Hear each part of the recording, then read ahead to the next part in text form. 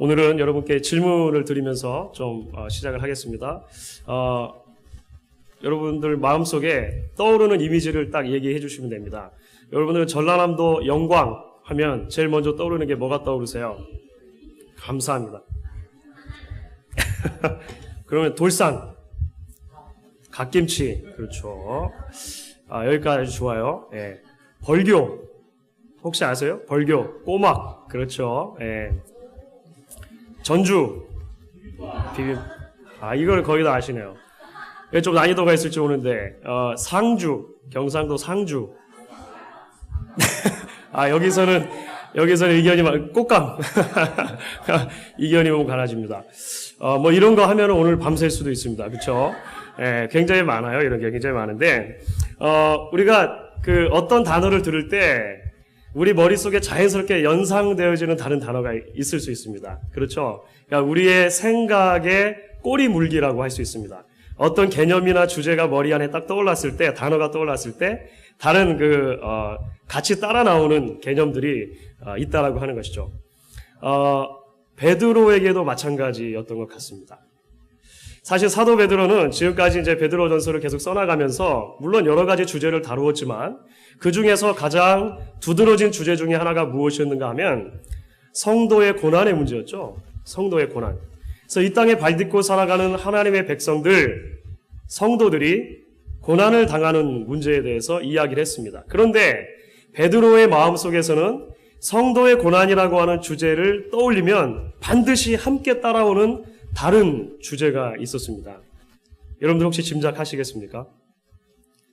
그것은 바로 예수님의 고난이죠. 예수님의 고난. 마음속에 성도의 고난의 문제를 생각할 때마다 반드시 베드로는 예수님의 고난이라고 하는 문제로 이제 옮겨가는 것을 우리가 보게 되어집니다. 그래서 이미 사실 2장에 나오는 말씀 중에서도 종들, 사환들에게 주시는 말씀 가운데 그 고난에 대해서 이야기하다가 잠시 격가지를 쳐서 이제 예수님의 고난에 대해서 이야기했던 것을 우리가 발견하게 된다라고 하는 것이죠. 지난주에 우리가 함께 나눈 말씀은 이 땅에 발딛고 살아가는 성도들이 끊임없이 다가오는 고난에 어떻게 대처할 것인가. 그렇죠? 고난에 대처하는 자세에 대해서 함께 나누었습니다. 고난이 다가올 때 그것을 불청객처럼 생각하지 말고 귀한 손님처럼 받으라라고 하는 것이었죠. 왜냐하면 그 고난이 축복의 통로가 될 수 있기 때문에 그렇다는 것이었습니다. 그리고 그렇기 때문에 그 고난이 다가왔을 때 우리에게 닥쳐진 고난의 순간순간들을 그저 낭비해버리지 말고 그 고난을 전도의 기회로 삼아야 한다. 이런 것들을 함께 나눴습니다. 베드로가 여기까지 생각하고 나니까 또 마음속에 하나의 이미지가 떠오르는 거예요. 예수님의 고난이죠. 예수님의 고난. 성도의 고난에 대해서 막 이야기를 하다 보니까 또 마음속에 예수님의 고난에 대한 생각이 떠오르게 되었고 이제 베드로는 또 잠시 격가지를 이렇게 쳐가지고 예수님의 고난을 이야기하고 있는 것입니다. 그래서 오늘 우리가 함께 살펴본 이 말씀 가운데 예수님의 고난에 대한 이야기를 또 이 베드로가 전해주는 말씀에 따라서 함께 나누면서 하나님께서 주시는 은혜를 우리가 함께 상고할 수 있기를 원하는 것입니다. 오늘 본문 가운데 무엇보다도 베드로는 아주 단순한 진리를 우리에게 이야기합니다. 그것은 무엇인가 하면 예수님도 죽으셔야 했다라고 하는 것입니다. 그러니까 성도의 고난에 대해서 생각할 때 이제 첫 번째로 베드로가 가지고 와서 예수님의 고난과 연결시키는 주제는 무엇이냐면 예수님도 죽으셔야 했다라고 하는 것이죠. 오늘 18절 말씀이 이제 이렇게 시작을 합니다. 그리스도께서도 한 번 죄를 위하여 죽으사. 여기서 한 번이라고 하는 것은 once for all을 말하는 거예요. 단번에 그냥 죽으셨다는 것입니다. 단번에 죽으시는 예수님의 죽음이 필요했다라고 하는 것이죠. 오늘 우리말 성경에는 조금 생략이 되어 있습니다만 18절 말씀이 처음 시작할 때 원어에는 처음 시작하는 단어가 왜냐하면이라고 하는 단어로 시작합니다. 왜냐하면. 이게 무슨 말이겠습니까? 지금 이제 18절부터 예수님의 고난에 대해서 이야기하려고 하는 부분이 그 이전에 나왔던 성도의 고난에 대한 이야기와 아주 밀접한 연관이 되어 있다라고 하는 것을 보여주는 것이죠. 그런 선상에서 보면 17절과 18절을 함께 연결해서 이해를 해볼 수가 있습니다. 그럼 이렇게 읽을 수가 있겠죠. 선을 행함으로 고난을 받는 것이 하나님의 뜻일진데 악을 행함으로 고난받는 것보다 나으니라. 왜냐하면 그리스도께서도 한 번 죄를 위해 죽으셨기 때문이다. 이렇게 연결하는 것입니다. 예수님도 고난을 받으시고 죽으셔야 했다면, 그리고 그 예수님의 고난과 죽으심을 하나님께서 기뻐 보아주셨다면 성도의 고난에도 분명한 의미가 있을 것이 아니겠는가? 이렇게 사도 베드로가 우리에게 이제 논리적인 전개를 해주고 있는 것입니다. 그렇다면 예수님께서 죽으신 이유가 무엇이었다라고 베드로가 설명합니까? 오늘 18절 말씀이죠. 계속해서 살펴보면 예수님의 죽으심의 이유에 대해서 설명을 해주고 있습니다. 우리가 18절 말씀 같이 한번 읽어보도록 하겠습니다. 그리스도께서도 한 번 죄를 위하여 죽으사 의인으로서 불의한 자를 대신하셨으니 이는 우리를 하나님 앞으로 인도하려 하심이라. 육체로는 죽임을 당하시고 영으로는 살리심을 받으셨으니. 18절의 후반부는 나중에 살펴보도록 하고, 전반부까지 말씀해 보니까 무엇을 이야기하고 계십니까? 예수님의 죽으심은 의인으로서 불의한 자를 대신해서 죽은 것이다, 이렇게 말하는 것입니다. 사실 성경에 가르치는 여러 가지 가르침과 진리 가운데 굉장히 놀라운 진리 중에 하나가 예수님의 대속적인 죽음에 관한 것입니다. 대속적인 죽음. 죄를 우리가 지었고 우리가 죄에 대해서 책임이 있음에도 불구하고 죄 없으신 예수님께서 죄인들을 위해 대신 죽어주셨다라고 하는 것이죠. 이게 성경의 처음부터 끝까지 계속해서 근저에 흐르고 있는 굉장히 중요한 신학적인 사상입니다. 대속적인 죽음, 죄인들을 위해 죄가 없으신 예수님이 완전한 제물로 죽어주셔야만 했다는 것입니다. 그런데 여러분 아십니까? 역사상에서 보면 이 개념 때문에 많은 사람들이 어려워했습니다. 대속적인 죽음에 대한 개념을 사실 이해하는 것이 그냥 인간적인 본성으로 쉽지 않기 때문에 그래요. 그래서 많은 사람들이 역사 속에서 기독교가 처음 생겨난 이래로 질문들을 던져왔습니다. 그 질문들을 대략 요약하면 크게 두 가지로 나눌 수 있습니다. 하나는 분명히 신약 성경을 보면 하나님은 사랑의 하나님이시라고 하는데 어떻게 사랑의 하나님이 자기의 아들을 그토록 처참한 죽음에 처하도록 내어줄 수 있겠는가라고 하는 것입니다. 여러분 논리적으로는 이해가 되시죠? 믿음이 너무 좋아하셔가지고 예. 하나님이 사랑의 하나님이시라면 어떻게 아들을 그냥 죽도록 내버려 두실 수 있는가? 질문 하나입니다. 두 번째 질문은 이런 것이죠.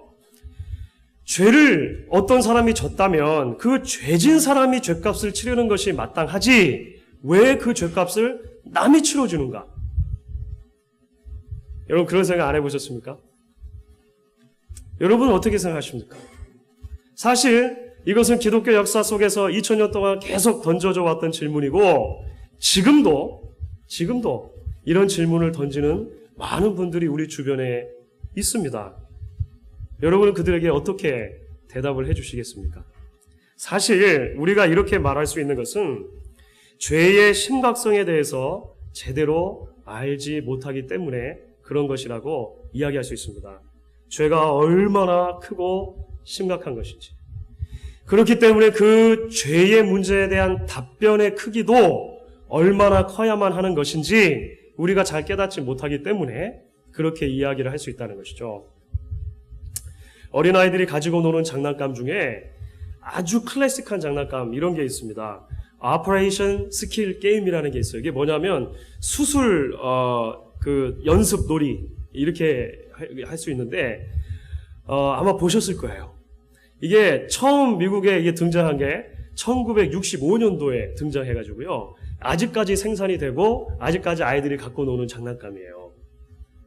오퍼레이션 스킬 게임. 그게 뭐냐면요. 이렇게 볼드가 있고 볼드에 이렇게 사람이 있습니다. 병자처럼 누워있는 사람인데요.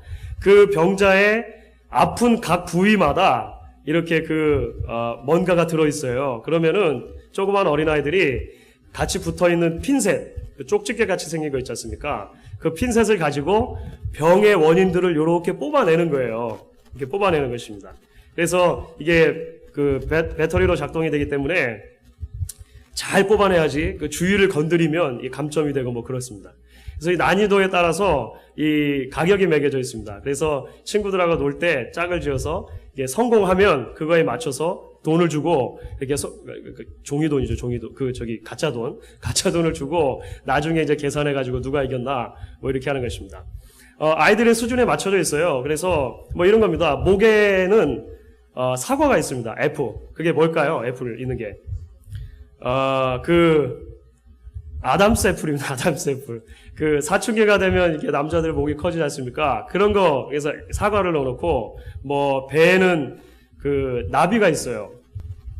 혹시 아시겠습니까? 그 미국에서 자란 아이들이 만약에 굉장히 흥분된다든지 굉장히 긴장한다든지 했을 때 그 butterflies in my belly라는 표현을 써요. 그 내 뱃속에 꼭 나비가 있는 것 같다는 표현을 쓰거든요.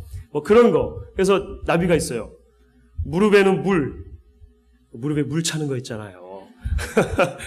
뭐 그런 거, 뭐 가슴에는 이제 이게 금이 간 심장, 부서진 심장. 사람들이 내 마음이 너무 아프다 할 때 broken heart 이렇게 얘기하잖아요. 뭐 그런 겁니다. 그런 식으로 아이들의 수준에 맞춰져 있는 것이죠. 그런데 여러분 한번 상상을 해보십시오. 그래서는 안 되겠지만 이 장난감을 가지고 놀던 어떤 아이가 있다고 가정을 하는 것입니다. 그런데 그 아이의 할아버지가 정말로 심각한 심장병이 걸리신 거예요. 어느 날 더 이상 심장이 제대로 기능을 하지 않게 되는 지경에 이르는 것입니다. 그래서 이제 병원에 실려 가시게 된 거죠. 아이가 영문을 모르니까 엄마에게 묻습니다. 엄마, 할아버지 왜 저러셔? 할아버지 심장에 큰 문제가 생기신 거야. 그래서 지금 병원에 가봐야 돼. 그 아이가 그 말을 듣더니 갑자기 자기 방으로 뛰어가는 거예요. 그러더니만 자기가 가지고 노던 장난감, 그 장난감에서 핀셋을 가지고 와가지고 내가 할아버지 고쳐줄게 라고 이야기한다면 여러분들 어떻게 생각하시겠습니까? 일단은 기특하죠. 일단은 기특하죠. 하지만 현실적으로는 불가능한 것입니다. 그렇죠? 어린 아이가 핀셋으로 고칠 수 없을 만큼 한 사람의 심장이 고장난 문제는 굉장히 큰 것이라고 하는 것입니다. 그래서 전문의가 필요한 것이죠.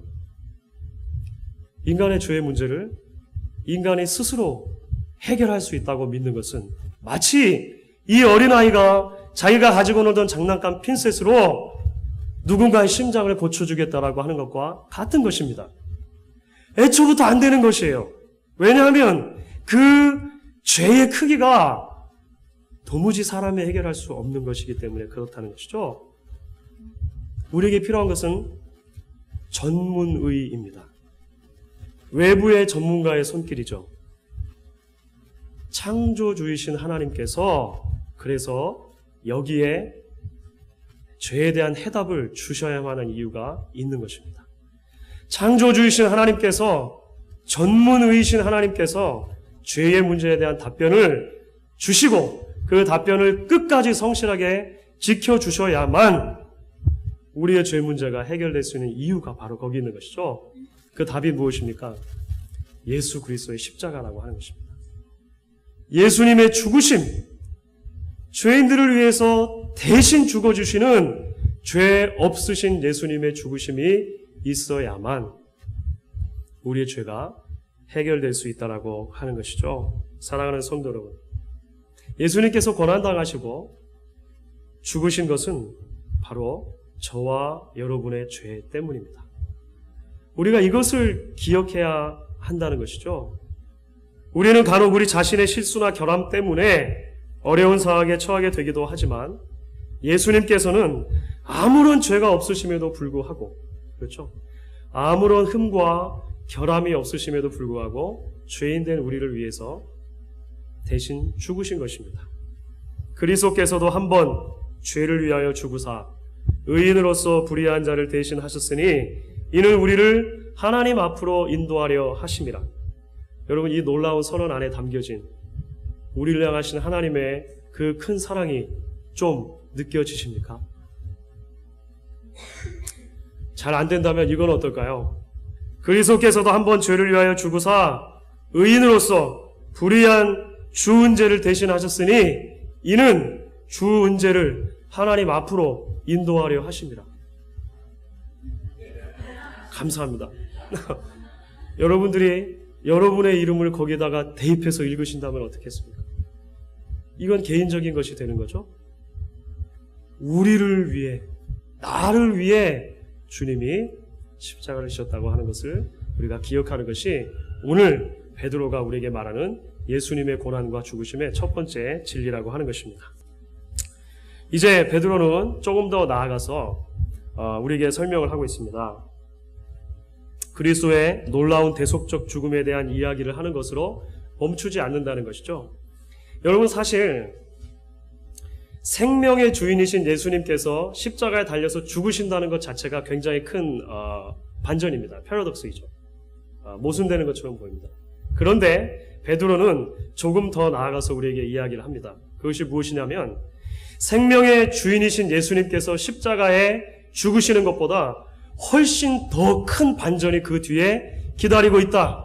우리가 그것을 기억할 필요가 있다라고 이야기합니다. 바로 예수님의 죽음 이후에 예수님께서 부활하시는 승리의 선포가 있을 것이다 라고 하는 것을 이야기해 주는 것입니다.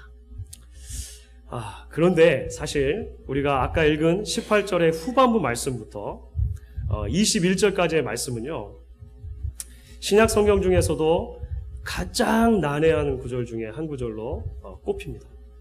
여러분들 한번 읽어볼까요? 한번 읽어보겠습니다. 제가 18절 후반부부터 읽으면 여러분들 19절 읽으시고 그렇게 해가지고 21절까지 교대로 읽겠습니다. 제가 먼저 18절 후반부를 읽겠습니다. 육체로는 죽임을 당하시고 영으로는 살리심을 받으셨으니 복에 있는 영들에게 전파하시니 그들은 전에 노아의 날 방주 예비할 동안에 하나님이 오래 참고 기다리실 때에 순종치 아니하던 자들이라. 방주에서 물로 말미암아 구원을 얻은 자가 몇 명뿐이니 겨우 8명이라. 물은 예수 그리스도의 부활하심으로 말미암아 이제 너희를 구원하는 편이 육체의 더러운 것을 제하여 버림이 아니요 오직 선한 양심이 하나님을 향하여 찾아가는 것이라. 물론 성경의 많은 부분들이 어렵지만 여러분들 이 부분 읽으시면서 당연히 이런 의미지라고 이렇게 금방 이렇게 의미가 깨달아지시는 분들이 있으십니까? 책 쓰세요. 책 쓰시면 됩니다. 왜냐하면 이 부분이 굉장히 어렵습니다. 이 성경을 연구하는 학자들 사이에서 그래서 신약 성경 가운데 가장 어려운 해석이 어려운 난해한 구절 중에 하나로 사실 이 18절 후반부부터 21절까지가 꼽힙니다. 도대체 18절에 예수님께서 육체로는 죽임을 당하시고 영으로는 살리심을 받았다는 게 무슨 의미입니까? 19절에는 영으로 옥에 있는 영들에게 전파하셨다는 게 도대체 무슨 의미입니까? 갑작스럽게 노아의 방주와 물 심판에 대한 이야기가 나오더니만 그 물이라고 하는 단어에 필이 탁 꽂혀가지고 갑자기 세례로 연결이 돼요. 여러분들 여기서 있는 논리적인 점프를 잘 이해를 못하시겠어요. 이게 굉장히 큰 점프거든요, 사실은요. 갑자기 세례로 이야기하면서 그 다음에 이제 그 세례에 대한 의미로 나가는 것입니다. 도대체 이것이 어떤 의미가 있는가? 당연히 그래서 초대교회 그 교부들의 시대로부터 시작해가지고 현대에 이르기까지 이 구절에 대한 다양한 해석들이 있습니다. 그 해석의 역사만 살펴봐도 책 분량으로 한 100페이지가 돼요. 적게 잡아도. 여러분들께서 이렇게 딱 의미를 빨리 깨달으셨으면요, 책 쓰시면 돼요. 심지어 이게 얼마나 어렵냐면 그 종교개혁자 루터 있지 않습니까? 루터가 베드로전서 주석을 썼는데 그 주석에 루터가 이렇게 얘기했습니다. 이 구절들은 놀라운 말씀임에 분명하지만 또한 신약 성경의 그 어느 구절보다도 난해한 구절이다. 나는 여기서 베드로가 말하고 있는 의미가 정확히 무엇인지 도저히 확신할 수 없다. 이게 제가 말한 게 아니고 루터가 이런 얘기를 했습니다. 그럼에도 불구하고 우리가 이거는 어려운 겁니다, 모르겠습니다 하고 설교를 끝나면 얼마나 허망하겠습니까? 그렇죠.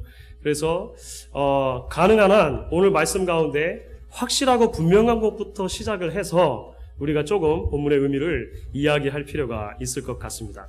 그래서 이제 오늘날에 많은 사람들이 연구하고 이제 의견들을 모으고 있는 부분들이기도 합니다. 사실 오늘 말씀 가운데 18절 후반부부터 22절까지 전체의 메시지를 우리는 이렇게 요약할 수 있습니다. 그리스도의 고난과 죽으심 이후에 따라오는 부활과 승리의 선포다. 이렇게 이야기할 수 있습니다. 그러니까 가장 큰 맥락은 그런 것이에요. 예수님의 고난과 죽으심이 있었다면 그것으로 끝이 아니고 부활이 있고 그 부활의 승리를 선포하는 일이 있었다라고 하는 것을 이야기를 해 주는 것입니다. 18절에 육체로는 죽임을 당하시고 영으로는 살리심을 받았다. 예수님께서 육신의 죽음, 확실한 죽임을 당하셨고 그렇지만 그럼에도 불구하고 성령의 능력으로 부활하셨다라고 하는 것을 의미할 수 있을 것입니다. 19절에 나오는 말씀은 영으로 옥에 있는 영들에게 전파하셨다는 것이죠. 이게 사실 제일 어렵습니다. 이게 굉장히 어려운데 어떤 분들은 이렇게 생각했어요. 지금 이제 19절에 나오는 시간적인 기간은 사실 이것입니다. 예수님께서 죽으시고 부활하기까지 무덤에 계시는 3일간의 기간이 있으셨지 않습니까? 그 기간에 대한 이야기를 하는 거예요. 그 기간에 예수님은 도대체 뭘 하셨는가에 대한 이야기인 것입니다. 그런데 어떤 사람들은 이렇게 봤어요. 그 기간 동안에 예수님께서 영으로, 육신은 무덤에 계시지만 영으로 지옥에 내려가셔서 그 이전 시대에 한 번도 예수 그리스도의 복음을 듣지 못하고 억울하게 지옥에 있는 사람들에게 다시 복음을 전파하셨다. 이렇게 해석하는 사람들도 있었습니다. 여러분 어떤 것 같으세요? 예. 그러니까 이것은 세컨 찬스가 주어질 수 있다는 것을 의미하죠. 그렇죠. 이순신 장군이나 세종대왕, 이 훌륭하신 분들이 예수를 듣지도 못하고 알지도 못하던 시대에 그냥 억울하게 지옥에 갔으니까 예수님께서 혹시 그러신 게 아니냐라고 하는 것이죠. 사실 이것은 성경의 전체적인 맥락으로 볼 때는 조금 받아들이기가 힘든 해석입니다. 그렇죠. 그렇겠죠. 세컨 찬스는 없다라고 봐야 됩니다. 오직 우리는 예수 그리스도를 통해서만 구원을 얻기 때문에 그런 것이죠. 그렇다면 어떻게 우리가 이해를 할 수 있을까?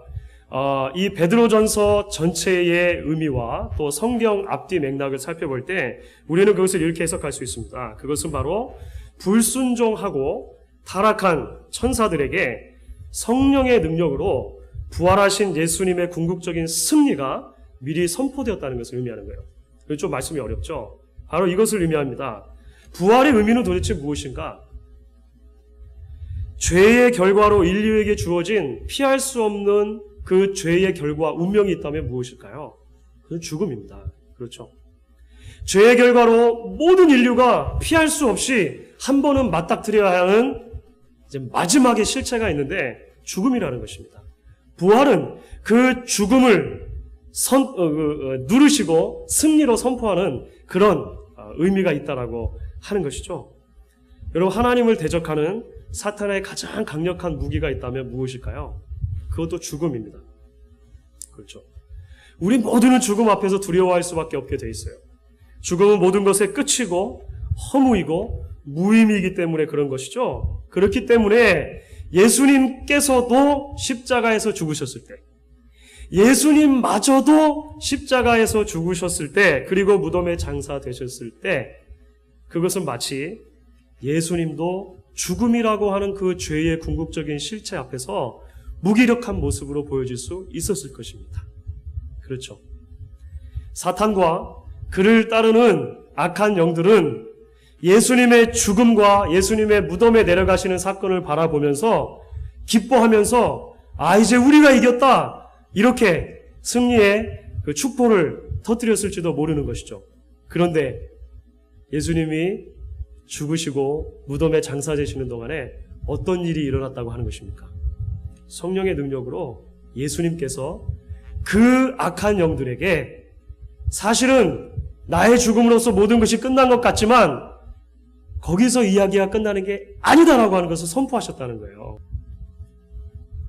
죽음으로 끝날 것이 아니다라고 하는 것을 예수님께서 선포하셨다는 것입니다. 부활이 남아있고 그 부활 때에 하나님의 구원이 완전하게 이루어지는 그 구원의 성취가 있게 될 것이다. 승리가 있게 될 것이다. 선포를 해주셨다라고 하는 것이죠. 예수님의 고난과 죽음에 대한 이야기가 모든 이야기의 마지막 챕터가 아니다라고 하는 것을 이야기하고 있는 것입니다. 베드로가 조금 이해하기 힘들죠. 이해하기 힘든 언어임에는 분명한 것 같습니다. 그럼에도 불구하고 예수님께서 죽으시고 부활하시기 전까지 그 기간 동안에 어떤 일이 있었다고 이야기하는 것입니까? 부활의 그 최종적인 승리의 선포가 악한 영들에게 있었고, 결국 그것은 무엇을 의미하는 것인가 하면 예수님께서 죽음을 정복하시고 승리하실 것이라고 하는 승전보라고 하는 것입니다. 그리고 그 승리로 인해서 죄의 노예로 살아가던 당신의 백성들에게 죄 사함의 승리, 구원의 승리를 가져다 주실 것이라는 그 놀라운 구원의 메시지가 선포되었다고 하는 것이죠. 여러분, 그래서 노아의 이야기가 나온 거예요. 노아의 이야기. 여러분, 노아의 시대를 한번 생각해 보십시오. 많은 사람들이 인생을 즐기면서 마음대로 살아가고 있었습니다. 그렇죠? 자신의 인생을 다 즐기고 사는 것처럼 보였어요. 그런데 노아와 그의 가족은 무엇을 했습니까? 아직 비도 안 오는데 산에다가 배를 만들고 있는 것입니다.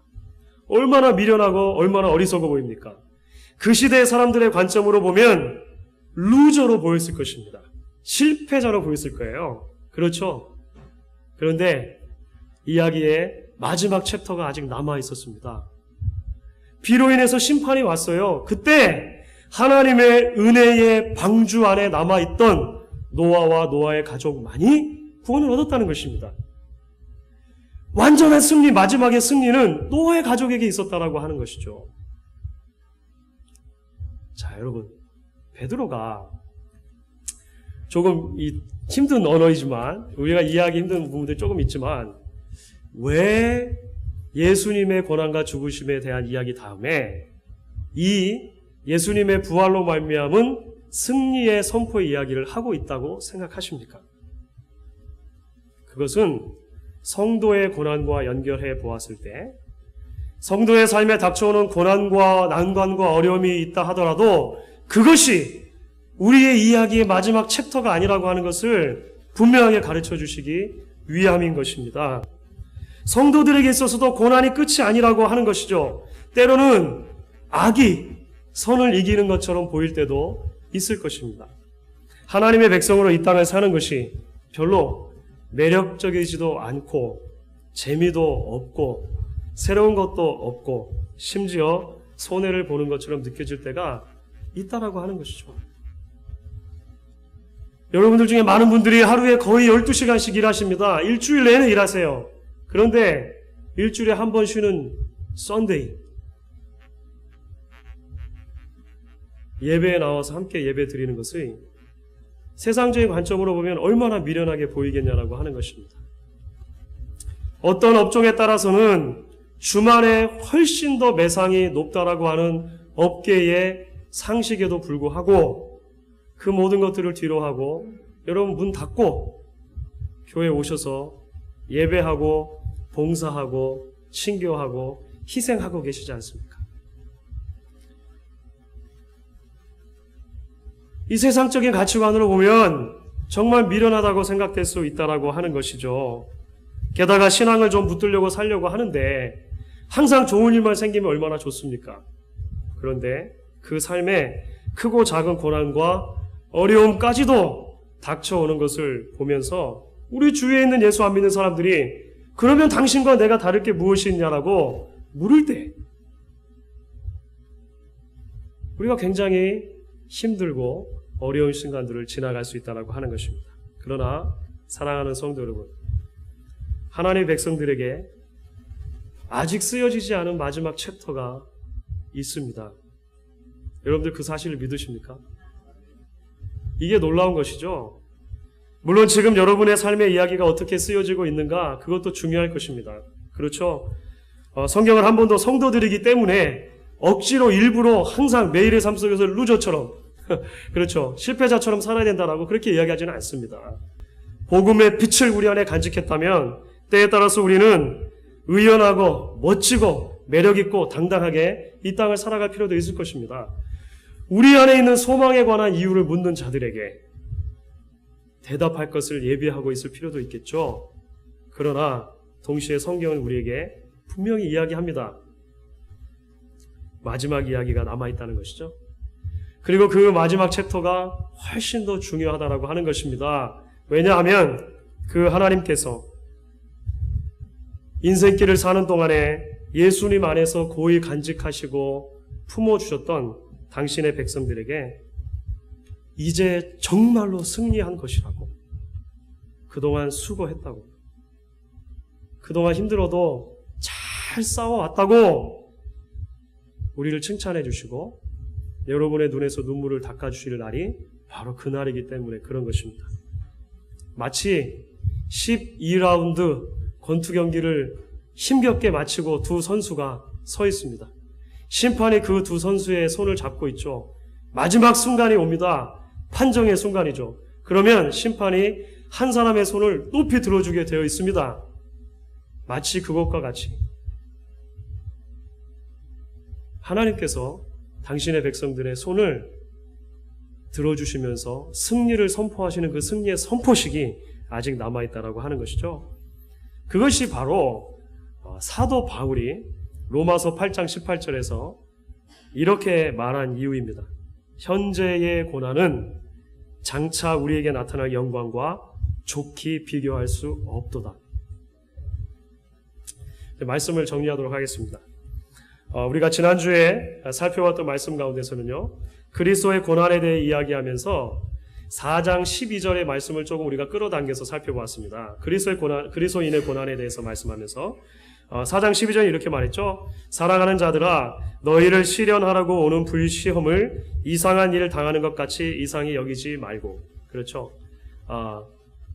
그 불청객처럼 생각하지 말고 오랜 친구처럼 생각하라는 것입니다. 오래된 좋은 손님처럼 생각하라는 것이죠.